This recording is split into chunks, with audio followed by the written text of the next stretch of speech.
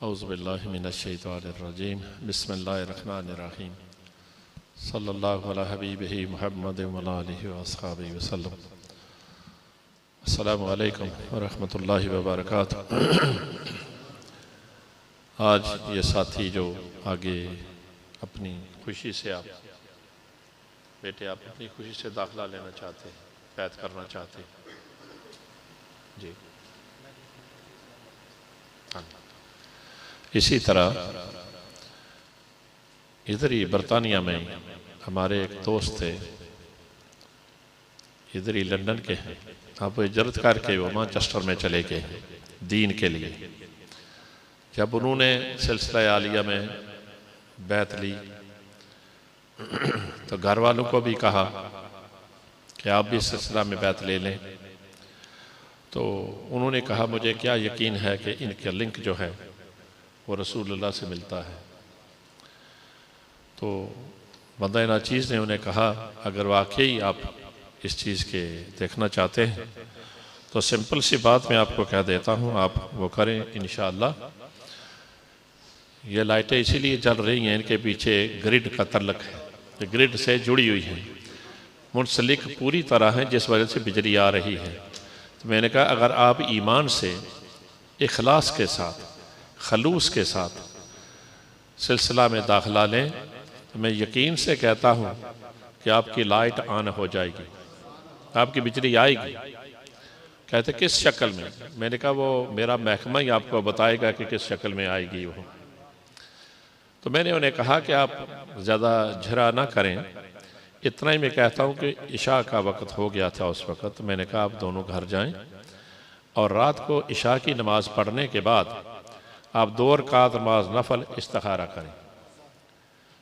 इस्तिखारा में अल्लाह के हजूर दुआ मांगें कि या अल्लाह जिस चीज़ की हमें ख्वाहिश है, जो काम हम करना चाहते हैं, तेरी तरफ रजू करना चाहते हैं, तेरी बारगाह की तरफ फिरना चाहते हैं, मगर जिसके ज़रिए हम फिरना चाहते हैं या रब क्या उसका तल्लक रसूल अल्लाह के साथ है? तो मैंने कहा आगे जिनका तो पूछेगा ना फिर सरकार ही खुद उसकी निशानदेही फरमाएंगे सल्लल्लाहु अलैहि वसल्लम। खुदा गवाह है, अल्लाह के घर में बैठे हैं, सुबह फजर की नमाज के बाद फिर आए वो दोनों। तो मैंने पूछा उस दोस्त के घर वालों से, बेटे आप तैयार हो के आए? जो ही मैंने कहा तो उनकी आंसू बहने शुरू हो गई। तो मैंने उन्हें कहा आप रोए ना, आप असल बात बताएं कि रात को क्या देखा है। तो ज़्यादा ही रोना शुरू कर दिया। मैंने कहा छोटी सी बात है, इतनी लंबी बात ना करें।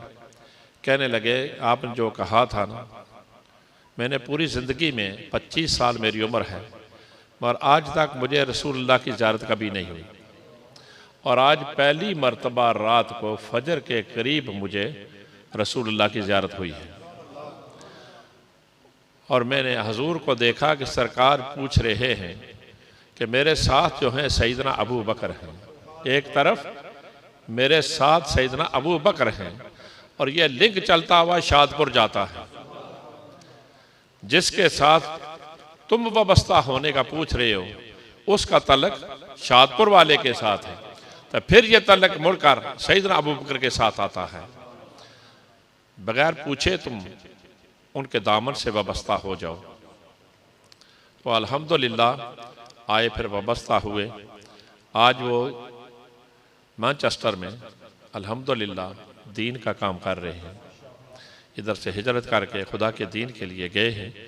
तो दोस्तों जो इखलास के साथ कलमा पढ़ते हैं ना, तो शेख के हुक्म पे संसीर होके पढ़ते हैं ना, आंखों को बंद कर लेते हैं, ज़बान को कानों को बंद करते हो। सादी ने फरमाया ना, चश्म बंदो गोश बंदो लब बंद, आंखों को बंद कर, ज़बान को बंद कर, कानों को बंद कर, फिर जिक्र कर, और फिर रब ना मिला मेखवंद, फिर सादी पे हंस देना, सादी झूठ कह गया है।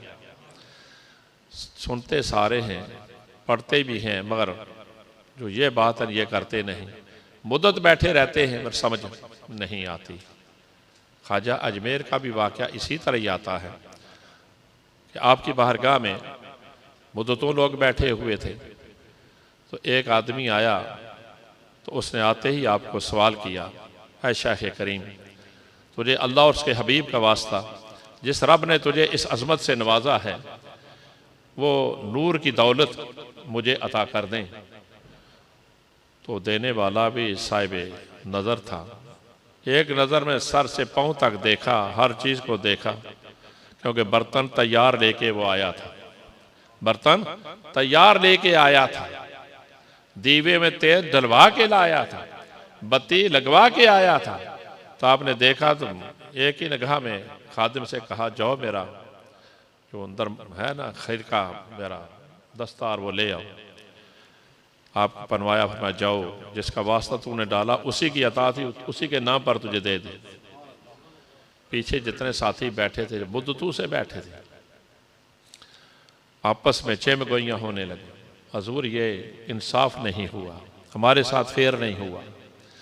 20 साल से मैं बैठा हूँ, 25 साल से मैं बैठा हूँ, 15 साल मुझे हो गए हैं, हजूर हमें तो नवाजा नहीं, मगर एक अनजान बंदा आया और उसने अल्लाह और रसूल का वास्ता डाला और एक ही निगाह में आपने देख के उसे सब कुछ अता कर दिया। फरमाया वो जो आया था ना वो तैयारी पकड़ के आया था, अपना मामलात तैयार लेके आया था। तुम्हें मुद्दतें होगी बैठे हो, तुम उस गीली लकड़ी की तरह हो कि जब उसे काटो तो उसे आग में डालो ना, फिर आग नहीं पकड़ती, वो उसमें से पानी निकलता रहता है, हीट की वजह से, गर्मी से उसके जिस्म से पानी बहना शुरू हो जाता है। तो फरमाया जब तक ये तेरा सिन ख़त्म नहीं होगा वो कल्ब जारी नहीं होगा, ज़रूरत है कि पहले इस सिन को निकाला जाए, हसद और बग़ज़, कीना को, अना और रिया को, गीबत को, हर इस बला को निकाल दिया जाए। तो फरमाया जब ये हो जाएगा ना, क़द अफ़लह मन तज़क्का, जब ये पाक हो जाएगा तो उन्हें रखने में देरी नहीं लगेगी, एक निगाह में वो डाल देते हैं। तो दोस्तों अल्लाह ताला हमें किसी का हाथ अगर पकड़ने की तौफीक दे तो अल्लाह में इखलास भी दे। अगर ज़ाहिर उसके हाथ पे कलमा पढ़ने का इरादा कर लिया है तो फिर अपना मन भी उसे दे दे, जब तक अपनी मर्जी उसे नहीं देगा अगला काम नहीं होगा। जब अपनी मैं को छोड़ेगा बाखुदा वो नूर उसकी सीने में आ जाएगा।